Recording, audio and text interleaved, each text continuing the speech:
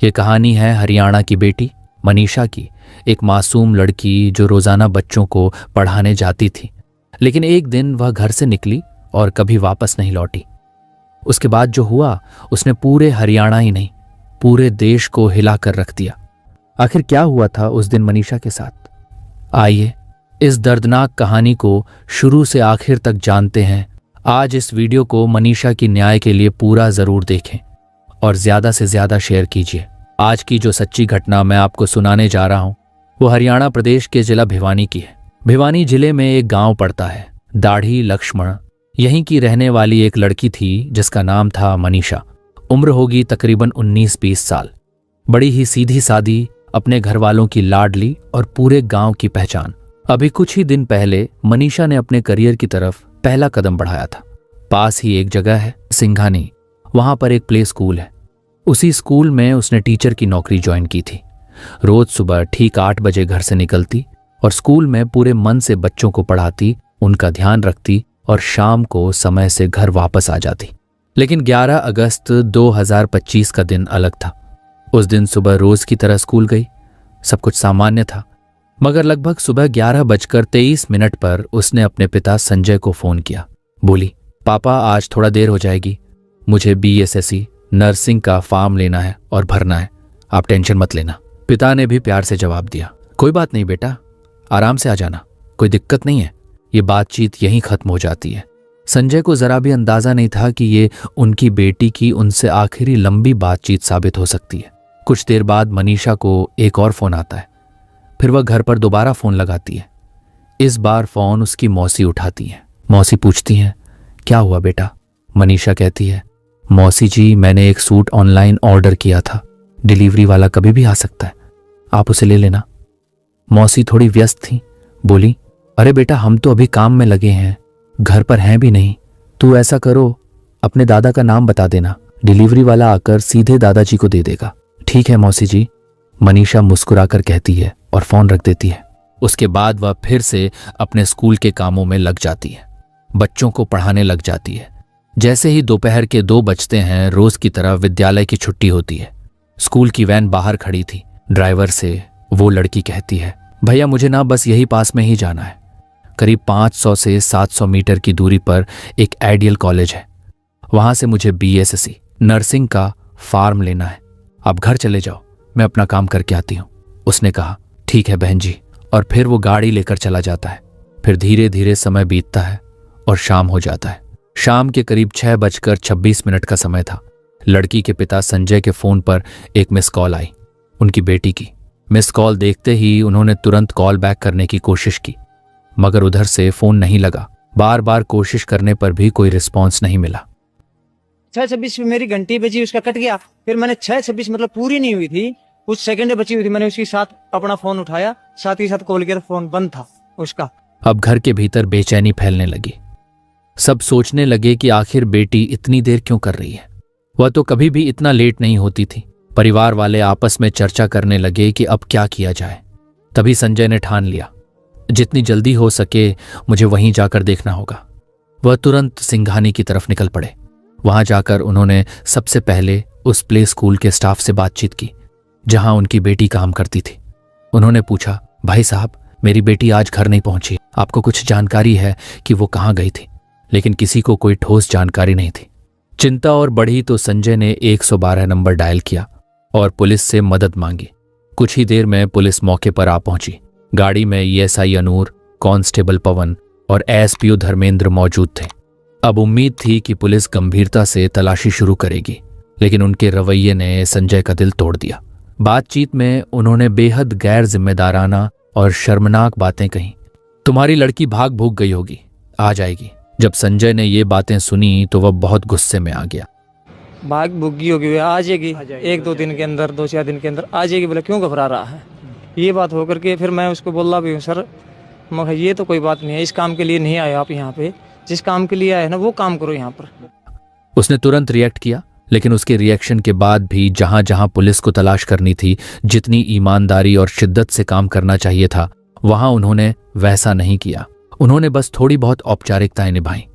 जब वे लोग ideal college पहुंचे और वहां के स्टाफ से मिले तो पुलिस वालों का अंदाज देखकर हैरानी हुई। वे ऐसे हंसी मजाक कर रहे थे, पीठ पर हाथ मार रहे थे, जैसे बरसों पुरानी जान पहचान हो। वहीं दूसरी ओर एक पिता अपनी बेटी को लेकर परेशान था। पुलिस वाला उनके साथ कोई बातचीत की है, बोले जी ठीक है कोई नहीं फिर मिलेंगे, हम वहाँ आगे। हाँ ऐसे कंधे पे हाथ मार के बोले जी कोई नहीं आप फिर मिलते हैं जी, घर बैठ के मिलेंगे आपसे। ऐसे ऐसे बात हुई उनकी कुछ। आखिरकार रात के लगभग 10 बज गया। तब उन तीनों पुलिस वालों ने संजय से कहा, हमने तो अपनी तरफ से पूरी कोशिश कर ली है, अब आप एक काम कीजिए, नजदीकी लोहारू थाने जाइए और वहां जाकर एफआईआर दर्ज कराइए। संजय ने फिर अपने पिता से बात की। उसके साथ जो एक दो साथी थे उन्होंने भी कहा कि अब तो रात बहुत हो गई है, क्यों न सुबह चलकर एफआईआर कराएं। सबने सोचा कि सुबह जाकर देखेंगे। फिर भी रात में जितना हो सकता था उन्होंने खुद अपनी तरफ से तलाश करने की कोशिश की। 12 अगस्त 2025 की सुबह करीब 8:45 का समय था। उसी दिन संजय सिंह अपने परिवार के कुछ चाचा और करीब 1-2 साथियों के साथ थाने पहुंच गया। उसने पुलिस को बताया कि उसकी बेटी लापता हो गई है, गायब हो गई है। लेकिन यह सुनकर भी पुलिस ने फुर्ती नहीं दिखाई। सुबह से शाम हो गई, कब पूरा दिन निकल गया और कब रात के 7 बज गए किसी को पता ही नहीं चला। संजय को बस थाने में इधर उधर चक्कर कटवाए जाते रहे। आखिरकार देर रात को एफआईआर दर्ज की गई। एसएचओ अशोक कुमार ने एफआईआर दर्ज की और जांच की जिम्मेदारी एएसआई शकुंतला को सौंप दी गई। लेकिन अफसोस, जितनी शिद्दत और ईमानदारी से एक बेटी की गुमशुदगी की जांच होनी चाहिए थी, उतनी गंभीरता से जांच नहीं की गई। और हद तो तब हो गई जब थाने के अंदर ही बातें होने लगीं। शादी विवाह करके चली गई होगी, पिकनिक मनाने गई होगी, वापस आ जाएगी। ये सब सुनकर पिता का दिल टूट गया, आंखें नम हो गईं। उसने सोचा, आखिर मैं करूं तो क्या करूं? मैं पुलिस से मदद मांग रहा हूं और यही लोग कह रहे हैं कि मेरी बेटी कहीं पिकनिक मनाने चली गई है या किसी से शादी कर ली है। क्या हर बेटी ऐसे ही होती है? ये सवाल उसके दिल को चीरने लगे। संजय खुद कॉलेज गया, प्ले स्कूल गया, सीसीटीवी फुटेज की मांग की, लेकिन उसे टाल दिया गया। बस इतना कहा गया, दिखा देंगे, बड़े अधिकारी आएंगे तब मिलेगा। इस तरह की बातें सुनकर वो और निराश हो गया, लेकिन उसने हिम्मत नहीं छोड़ी। 13 अगस्त 2025 की सुबह की बात है। वो फिर विद्यालय की ओर गया, ये जानने के लिए कि कहीं सीसीटीवी फुटेज में उसकी बेटी दिखे तो सही। इसी बीच पुलिस चाहती तो उसकी बेटी का सीडीआर निकलवा सकती थी, लोकेशन ट्रेस कर सकती थी, लेकिन पुलिस ने मामले को गंभीरता से नहीं लिया। इसी दिन 13 अगस्त 2025 को लोहारू थाना क्षेत्र के गांव सिंघानी की नहर के पास एक बॉडी बरामद हुई। गांव वालों ने तुरंत पुलिस को सूचना दी। जांच अधिकारी एएसआई शकुंतला ने संजय को फोन किया और कहा, संजय आपको तुरंत आना होगा, हमने एक बॉडी पाई है, जरा देख लीजिए कि कहीं ये आपकी बेटी तो नहीं। ये सुनकर संजय के पैरों तले जमीन खिसक गई। उसका पूरा परिवार रोता बिलखता वहां पहुंचा। बेटी के कपड़ों से उन्होंने उसकी पहचान की, लेकिन जिस रूप में बेटी की लाश मिली उसकी आंखें बाहर निकली हुई थीं, भोजन और श्वास की नली बाहर खिंची हुई थी। उसकी गर्दन पर चांद जैसे आकार का एक गहरा जख्म था, करीब 29.5 सेंटीमीटर चौड़ा और 16 सेंटीमीटर लंबा। बेटी की लाश देखकर गांव वाले भी स्तब्ध रह गए। भीड़ बढ़ती चली गई। पुलिस ने बॉडी को कब्जे में लेकर पोस्टमार्टम के लिए भिवानी अस्पताल भेज दिया। पोस्टमार्टम शुरू होते ही ये खबर पूरे इलाके में आग की तरह फैल गई। 14 अगस्त को गुस्से से भरे लोग सड़कों पर उतर आए। हर किसी के मन में यही सवाल था, क्या एक गरीब मजदूर की बेटी की कोई कीमत नहीं? अगर यही बेटी किसी मंत्री, किसी विधायक या किसी बड़े आदमी की होती तो क्या पुलिस ऐसे ही लापरवाही करती? लोगों का गुस्सा बढ़ता गया। धरना प्रदर्शन शुरू हो गए। पूरे इलाके में न्याय की मांग गूंजने लगी। 14 तारीख के बाद जब मनीषा का पोस्टमार्टम हुआ तो पुलिस ने बॉडी परिवार वालों को सौंप दी, लेकिन घर वालों ने साफ कह दिया, जब तक हत्यारे नहीं पकड़े जाएंगे हम बेटी का शव नहीं लेंगे, अब चाहे कुछ भी हो जाए। परिजनों का गुस्सा बढ़ता ही गया। उनके समर्थन में लोग बड़ी संख्या में सड़कों पर उतर आए और ऐलान कर दिया कि हत्यारे पकड़ो, नहीं तो बॉडी नहीं उठाएंगे। 16 और 17 अगस्त को माहौल और गर्म हो गया। पूरे प्रदेश में बवाल मच गया। लोग सड़कों पर उतर आए। घंटों घंटों रोड जाम हो गए। स्कूल कॉलेज बंद, दुकानें बंद, बाजार ठप। हर जगह बस एक ही गुस्सा था, मनीषा के इंसाफ का। इस दबाव में कहीं न कहीं पुलिस और सरकार की नींद टूट गई। मुख्यमंत्री तक को बयान देना पड़ा।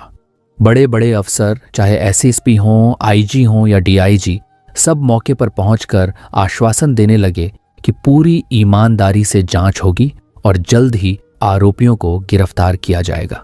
इसी बीच कार्रवाई भी हुई। उस वक्त के एएसपी मनवीर सिंह का तबादला कर दिया गया और 2014 बैच के आईपीएस सुमित कुमार को चार्ज सौंपा गया। एसएचओ अशोक कुमार को लाइन हाजिर कर दिया गया। एएसआई शकुंतला, जो इस केस को लापरवाही से देख रही थी, उसे सस्पेंड कर दिया गया। इसी तरह पीसीआर पर मौजूद ईएसआई अनूप, कांस्टेबल पवन और एसपीओ धर्मेंद्र को भी निलंबित कर दिया गया। लेकिन जनता और भड़क गई। उनका कहना था, ट्रांसफर कर दोगे फिर से चार्ज मिल जाएगा, सस्पेंड कर दोगे बाद में बहाल हो जाएगा। लेकिन क्या हमारी बेटी वापस आ जाएगी? अगर पहले ही ईमानदारी से काम होता तो शायद वो जिंदा होती। इस गस्से की लपट झज्जर, जिंद, फतेहाबाद तक फैल गई। पक्ष हो या विपक्ष, रोडवेज यूनियन, छात्र छात्राएं, व्यापारी, सब सड़कों पर उतर आए। देखते देखते पूरा प्रदेश ही नहीं, आसपास के राज्यों तक में लोग एक सुर में बोलने लगे, ईमानदारी से जांच करो, हत्यारों को पकड़ो। जब तक ऐसा नहीं होगा तब तक बॉडी नहीं लेंगे, अंतिम संस्कार नहीं करेंगे। पहला पोस्टमार्टम भिवानी जिला अस्पताल में हुआ। पहली पोस्टमार्टम रिपोर्ट आने के बाद गांव का माहौल और भी उथल पुथल हो गया।